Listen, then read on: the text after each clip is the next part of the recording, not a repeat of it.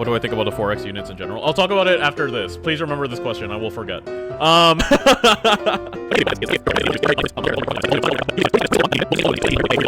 1 minute, 37 seconds later. Okay, shoot. Oh, true. On a more serious note, though, what do you think of the 4.x units in general? I think I'm approaching the 4.x characters really differently than the average player because I play pick ban. The new viewers who don't know how pick ban works, the current format of pick ban is every single 5-star character and then a few 4-star characters are assigned a value at every single constellation point. And then based on these value comparisons, the other player gets more bans. However, these formats incentivize getting very powerful early constellations and weapons, which means that the Fontaine characters kind of have thrown a really big wrench into pick ban in general, which makes me unhappy. Like C1 Nuve. Yes, C1 Nuve is like the quintessential example. Because the 4.x characters, C0 is good, but the C0 also tends to be like stronger than most of the C0 cast, right? So like a C0 Nuve, the quintessential example, is stronger than basically every single other hypercarry we've had. But even as less of a strong example, C0 Chlorine is stronger than most of our Electro hypercarries as an option, except for maybe C2 Raiden. And then once you hit C1 Chlorine, there's a reasonable argument it's better than C2 Raiden, right? This happened for basically every Fontaine character except for Risley, where their C0, C1, and C2 vastly outperform all of the non-constellation hypercarries except for exactly Alhaitam, and it's only probably because Fontaine did not release Dendro hypercarry. The current pick ban meta has reached this point where it's basically just people slamming Fontaine hypercarries against each other, and it's really boring.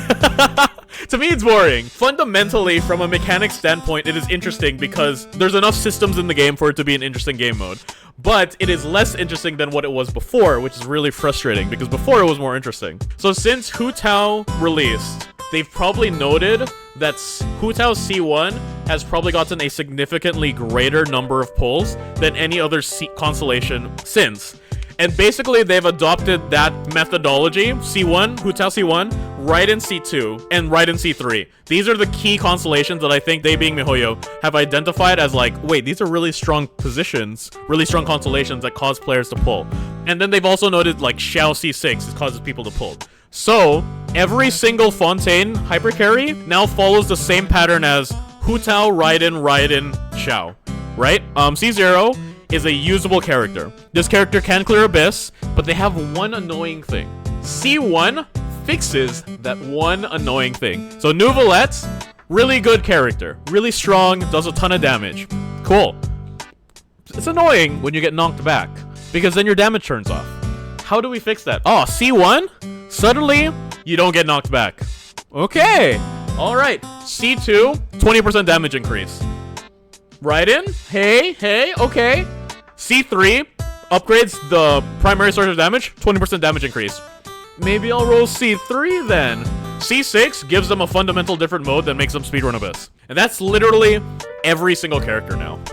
I've unfortunately fallen victim to it. Yeah, and like they even did that to the support, right? Farina, C0, good support, really great. One annoying thing, you always have to run a healer. C1, no, you don't have to run a healer. She just slaps you with 150 stacks. C2, holy crap, 20% overall team DPS increase. C3, holy crap, 10% overall team DPS increase. C6, now she speedruns Abyss. It works on every single Fontaine character. If I wasn't playing pick ban, I wouldn't care about this. This is completely fine. People will roll whatever they want. To me, it's predatory, but also in a game design positioning, at C0, having your characters be like, they are functional, but they have one obvious weakness that you, the player, can play around and learn. That's interesting. That's like, to me, that's good game design. And then players can roll the constellations if they want the constellations, right? But in pick ban, this has resulted in this just like constellation boom and bust, which sucks.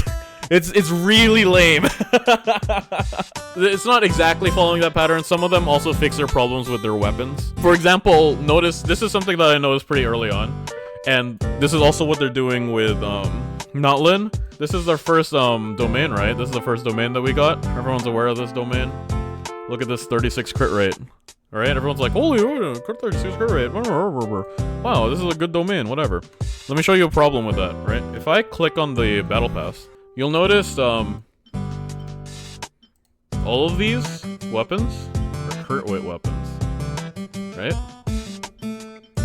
You'll notice all of these weapons are crit rate weapons. Guys, what do we know about the new artifact sets in Natlan? The DPS artifact set is 40% crit rate. Do you know what that means? It means that battle pass weapons on the new characters feel bad. They will never feel good. It just means don't roll crit rate RDs, true. But yeah, it's like, they're doing things, it incentivizes spending to fix these problems. And that's not a good thing. But at its base level, if all you're doing is playing the game, it is actually kind of okay, right? It feels bad, but it's kind of okay. It's kind of okay. But it's really annoying when you are someone who pays attention to all of this stuff. Chlorine I can forgive. Yeah, Chlorine doesn't have to use MH at least. Oh wait, no, they made Chlorine broken too because Chlorine just gives herself crit rate. Never mind. Oh, I said, what do you think about maintaining the C0 R0 agenda? I've never been a fan of the weapon banner just because the weapon banner is just incredibly cursed. The reason why I do pull on the weapon banner though is because in pick ban, the current format of pick ban has no effective way of balancing around players having weapons or not. All the balancing for pick ban right now is done with the assumption that you have the signature weapon of the character, which is kind of reasonable, but is also not good. That's a good question. I hope people found insight in that. I've been thinking about it for a while. It's been frustrating me a bit. It's probably a good, YouTube video. So, let me put a marker and then we'll chuck it into a YouTube video. Everyone say hi, YouTube.